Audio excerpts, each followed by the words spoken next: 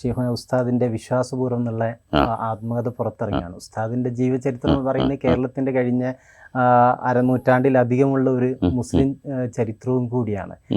തങ്ങൾ അതിനെക്കുറിച്ച് ഫേസ്ബുക്കിൽ എഴുതുകയും ചെയ്തിട്ടുണ്ട്.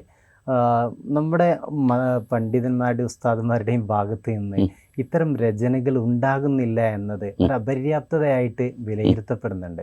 അത് ഉസ്താദന്മാരുടെയൊക്കെ വിനയം കൊണ്ടുകൂടിയാണ് അവർ ജീവചരിത്രം എഴുതേണ്ടത്. പക്ഷേ തലമുറകൾക്ക് കിട്ടേണ്ട വലിയ അറിവുകളാണ് ഇല്ലാതായി പോകുന്നത്.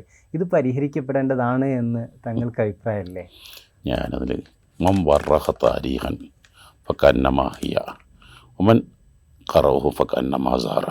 ഏതെങ്കിലും ഒരു വ്യക്തിയുടെ ബയോഡാറ്റ, അയാളുടെ ആത്മകഥ, അയാളുടെ ചരിത്രം രചിച്ചാൽ ആ മരിച്ചുപോയ വ്യക്തിയെ പുനർജീവിപ്പിച്ചതിന് തുല്യമാണ്.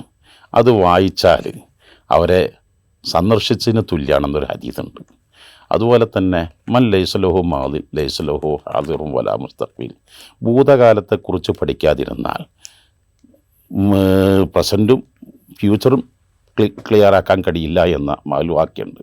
പൂർവികരുടെ കാലങ്ങളെ ചരിത്രങ്ങൾ വായിക്കുകയാണെങ്കിൽ ആ ആയുസ്സും കൂടി നമുക്ക് കിട്ടി. അപ്പോൾ ഏറ്റവും കൂടുതൽ ഞാൻ ഇഷ്ടപ്പെടുന്നത് ഓരോ ആത്മകഥകൾ, ഓരോ ബയോഗ്രഫികൾ, ഇതൊക്കെയാണ്.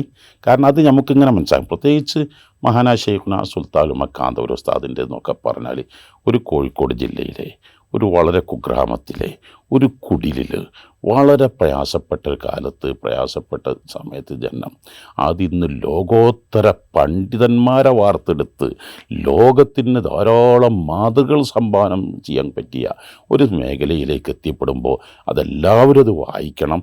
എന്നിട്ട് ഞാനും അതുപോലെ ആവണമെന്നൊരു ചിന്ത എന്നെ വല്ലാതെ സന്തോഷിപ്പിച്ചിട്ടുണ്ട്. അപ്പോൾ അതിൻ്റെ കുറേ ഭാഗങ്ങൾ ഞാൻ വായിച്ചു തീർത്തിരുന്നു.